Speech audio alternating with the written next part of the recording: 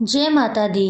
प्रिय भक्तों, आज गुप्त नवरात्रि का तीसरा दिन आद्य महाविद्या त्रिपुर सुंदरी का होता है। देवी त्रिपुर सुंदरी अनुपम सौंदर्य, भक्तों को अभय प्रदान करने वाली, यौवन युक्त और तीनों लोकों में विराजमान है और उन्हें कई नामों से जाना जाता है।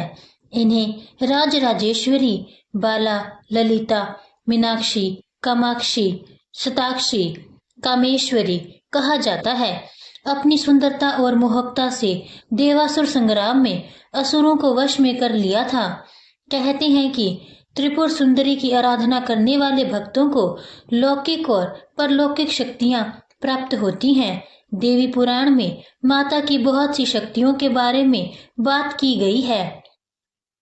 ये सिर्फ तंत्र साधना के लिए ही नहीं बल्कि सुंदर रूप के लिए भी विख्यात जानी जाती है। आइए जानते हैं इनके स्वरूप और इसके पीछे जुड़ी पौराणिक कथा के बारे में। देवी त्रिपुर सुंदरी शांत मुद्रा में लेटे हुए सदाशिव की नाभि से निर्गत कमल आसन पर विराजमान है।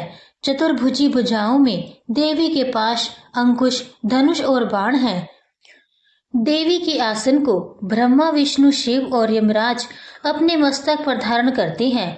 देवी 3 नेत्रों से युक्त और मस्तक पर अर्धचंद्र धारण करती है। देवी त्रिपुर सुंदरी अपने भक्तों की हर प्रकार की मनोकामना को पूर्ण करती है, उनकी हर विपत्ति को दूर करती है और उन्हें अभय प्रदान करती है। कहा जाता है कि देवी त्रिपुर सुंदरी की पूजा करने से आत्मिक बल, यश और कीर्ति की प्राप्ति होती है। पौराणिक कथाओं के अनुसार देवी त्रिपुर सुंदरी के उत्पत्ति का रहस्य सती वियोग के पश्चात भगवान शिव सर्वदा ध्यान मग्न रहते हुए हैं। उन्होंने अपने संपूर्ण कर्म का परित्याग कर दिया था, जिसके कारण तीनों लोकों के संचालन में व्याधि उत्पन्न हो रही थी। उधर तारकासुर ब्रह्मा जी से वर प्राप्त किया कि उसकी मृत्यु शिव के पुत्र द्वारा ही होगी। समस्त देवताओं ने भगवान शिव को ध्यान से जगाने के लिए कामदेव और उनकी पत्नी रति देवी को कैलाश भेजा। कामदेव ने कुसुम सर नमक मोहिनी बाण से भगवान शिव पर प्रहार किया। परिणाम स्वरूप शिव जी का ध्यान भंग हो गया।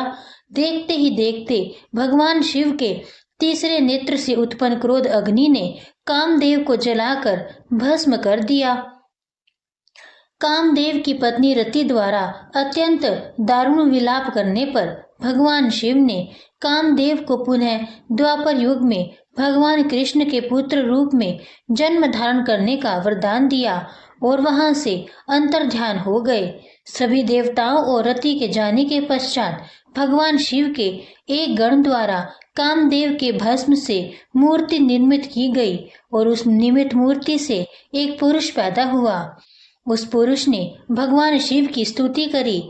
इसके बाद भगवान शिव द्वारा उस पुरुष का नाम भांड रखा गया।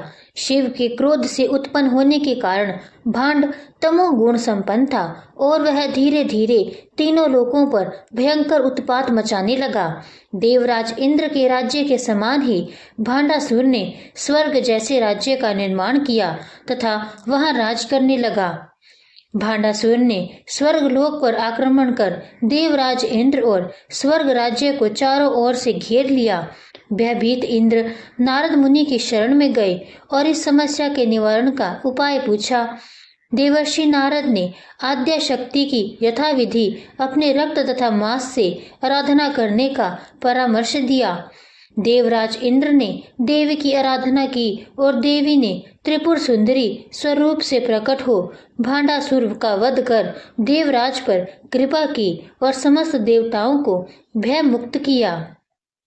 अब सुनते हैं नवरात्रि में तीसरे दिन सुने जाने वाली मां चंद्र घंटा की कथा।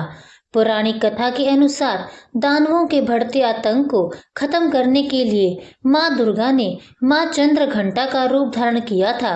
महिषासुर राक्षस ने देवराज इंद्र का सिंहासन हड़प लिया था और वह स्वर्गलोक में अपना राज करना चाहता था। उसकी इस इच्छा को जानकर देवी देवता चिंतित हो गए थे। इस समस्या में देवी देवताओं ने ब्रह्मा, विष्णु और महेश की मदद मांगी। उनकी इस बात को सुनकर त्रिदेव क्रोधित हुए। इस क्रोध के चलते तीनों के मुख से जो ऊर्जा उत्पन्न हुई उससे एक देवी का जन्म हुआ। देवों के देव महादेव ने त्रिशूल और विष्णु जी ने अपना चक्र प्रदान किया।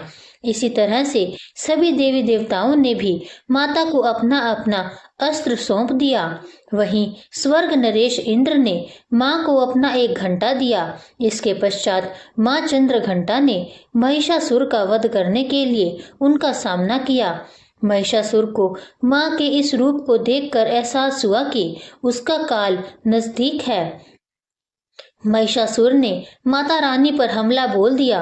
फिर मां चंद्रघंटा ने महिषासुर का संहार किया।